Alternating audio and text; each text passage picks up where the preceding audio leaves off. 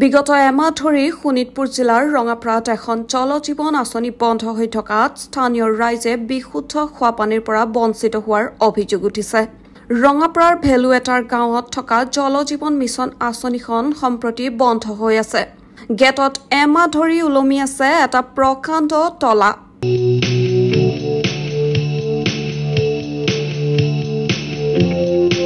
পানী যোগান আঁচনিখন বন্ধ হৈ থকাৰ প্ৰকৃত কাৰণটো হৈছে বিদ্যুৎ যোগান ব্যাহত হৈ থকা। 2021-2022 বৰ্ষত জনস্বাস্থ্য কাৰিকৰী বিভাগৰ তেজপুৰ 1 নং সংমণ্ডলৰ কাৰ্যালয়ৰ অধীনত ভেলুৱেটাৰ গাঁৱত পানী যোগান আঁচনিখন নিৰ্মাণ কৰিছিল, যাতে বৃহত্তৰ অঞ্চলৰ ৰাইজে এটোপাল বিশুদ্ধ খোৱাপানী লাভ কৰে।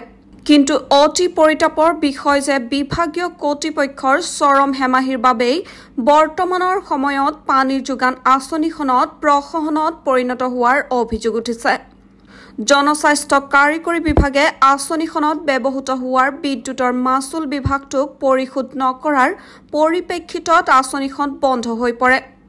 বৰ্তমানৰ সময়ত ভেলুৱেটাৰ গাঁৱৰ ৰাইজে খোৱা পানীৰ পৰা বঞ্চিত হ'বলগীয়া হৈছে।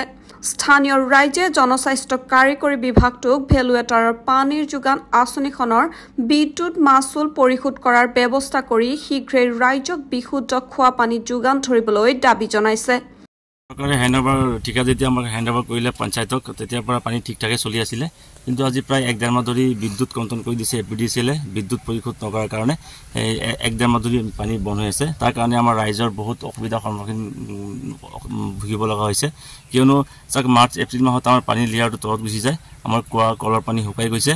আৰু চাওক এটা মানুহৰ এটা অভ্যাস হৈ যায় যে আমি দুবাৰ পানী দিওঁ, ৰাতিপুৱা 7টা আৰু আবেলি 4টামান বজাত।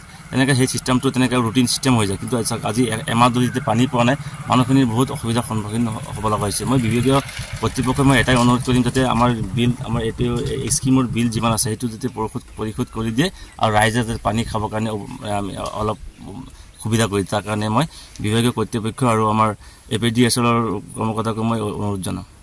News desk, news wide Assam.